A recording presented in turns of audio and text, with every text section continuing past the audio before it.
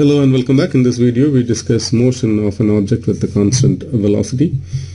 Consider an object A moving with the constant velocity whose position vector at any instant is given by Ra equals xi plus yj plus ck, where x, y and z are functions of time.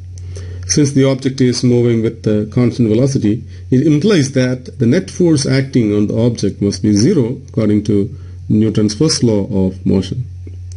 In video 6, we have seen that the instantaneous velocity vector is given by the rate of change of position vector. The components Vx, Vy and Vz of the velocity vector is the time derivative of the corresponding components of position vector x, y and z respectively. In general, if the velocity vector has all three non-zero components, the motion is said to be three-dimensional. For example, velocity vector 5i plus 1j plus 3k meter per second represents three-dimensional motion of an object. For an object moving with the constant velocity, say 5i plus 1j plus 3k meter per second, its magnitude in each direction will be a constant, or the scalar component of the velocity will not change with respect to time. This means that the object will be traveling equal distance in respective direction in unit time. That is, 5 meters in x direction every second, 2 meters in y direction, and 3 meters in z direction in every second. The motion is said to be two-dimensional if the velocity vector has only two components.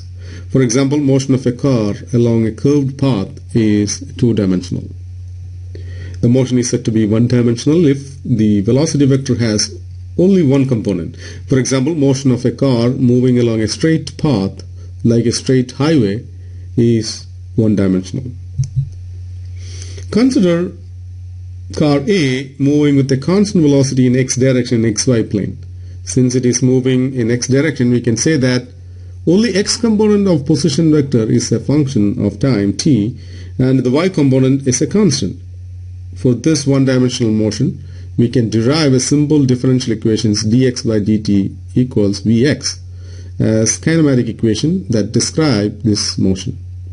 Solving this differential equation, we can find the displacement of car as a function of time. Let xa be the location of the car at time t equals ta and xb be the location at time t equals tb. Integrating the equation 1 and applying proper limits, we get the displacement of car in x direction as xb minus xa equals v times delta t. That is, displacement of car moving in x direction is the product of x component of velocity and the time interval.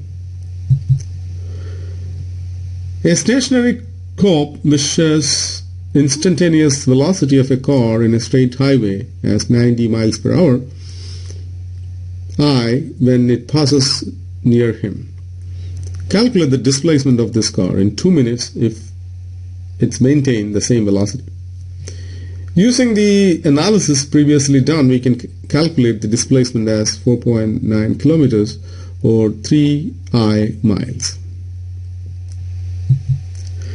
An airplane is flying with a constant velocity of 900 miles per hour.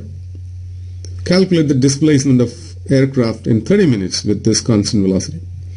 Using the analysis previously done, we can calculate the displacement as 720 kilometers. In summary, for an object moving along a straight line with constant velocity, the displacement of the object is equal to its velocity times the time of travel. Thank you for listening and keep watching tied up video demonstrations of basic physics concepts.